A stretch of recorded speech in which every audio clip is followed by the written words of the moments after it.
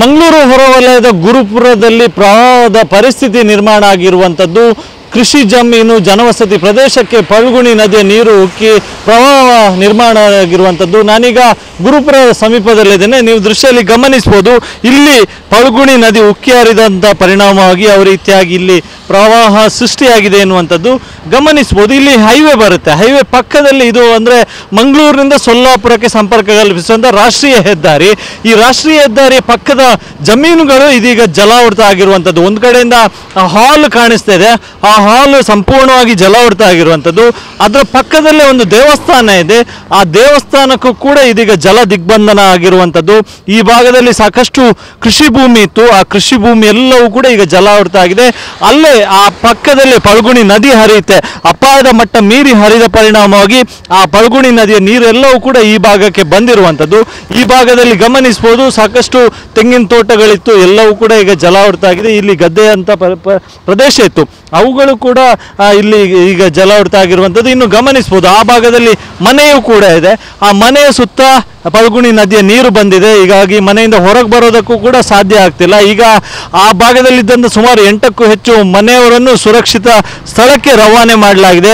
SDRF ತಂಡ ಸ್ಥಳದಲ್ಲೇ ಇದೆ, ಬೋಟ್ ಮುಖಾಂತರ ಅವರನ್ನು ಈ ಸುರಕ್ಷಿತ ಸ್ಥಳಕ್ಕೆ ಕರೆದೊಯ್ಯುವಂಥ ಕೆಲಸವನ್ನು ಕೂಡ ಈಗಾಗಲೇ ಮಾಡಲಾಗಿದೆ. ಸುತ್ತ ಗಮನಿಸಬಹುದು, ಜನವಸತಿ ಪ್ರದೇಶ ಇತ್ತು, ಎಲ್ಲವೂ ಕೂಡ ಈಗ ಜಲಾವೃತ ಆಗಿರುವಂಥದ್ದು. ಇನ್ನು ಈ ಭಾಗದಲ್ಲಿ ಗಮನಿಸಬಹುದು, ಈ ಭಾಗದಲ್ಲಿ ಹಾಲ್ ಇತ್ತು, ದೇವಸ್ಥಾನ ಇತ್ತು, ಆ ಭಾಗಕ್ಕೂ ಕೂಡ ನೀರು ಬಂದಿರುವಂಥದ್ದು. ಅಂದರೆ ಕಳೆದ 50 ವರ್ಷಗಳಲ್ಲಿ ಈ ರೀತಿ ಆಗಿರಲಿಲ್ಲ ಎನ್ನುವಂಥ ಮಾತುಗಳು ಕೂಡ ಇದೆ. ಅಂದರೆ ಏಕಾಏಕಿಯಾಗಿ ನಿನ್ನ ರಾತ್ರಿಯಿಂದ ಈ ನೀರಿನ ಮಟ್ಟ ಹೆಚ್ಚಾಗಿರುವಂಥದ್ದು. ಇನ್ನು ಗಮನಿಸ್ಬೋದು, ಈಗ ಮಧ್ಯದಲ್ಲಿ ರಸ್ತೆ ಒಂದು ಇದೆ ಎಂಬುದನ್ನು ಬಿಟ್ಟರೆ ಸುತ್ತಮುತ್ತ ಅಂದರೆ ಅಕ್ಕಪಕ್ಕ ಎರಡೂ ಬದಿಯಲ್ಲೂ ಕೂಡ ಜಲಾವೃತ ಆಗಿ ನೆರೆ ನೀರು ಬಂದಿರುವಂಥದ್ದು. ಈ ಭಾಗದಲ್ಲಿಯೂ ಕೂಡ ಹೆದ್ದಾರಿ ಪಕ್ಕದ ಈ ಕಡೆ ಏನು ಜಾಗ ಕಾಣಿಸ್ತಿದೆ, ಅಲ್ಲಿಯೂ ಕೂಡ ನೀರು ಹರಿದು ಹೋಗ್ತಾ ಇದೆ.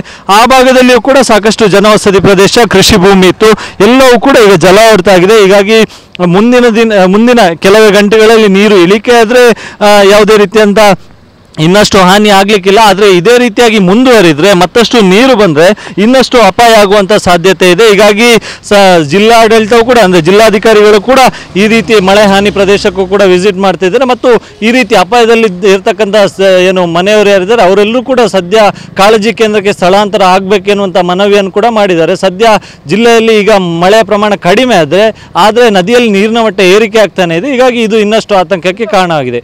ಕ್ಯಾಮ್ರಾ ಪರ್ಸನ್ ವಿಲ್ಫೇಜ್ ಜೊತೆ ಅಶೋಕ್, TV9 ಮಂಗಳೂರು.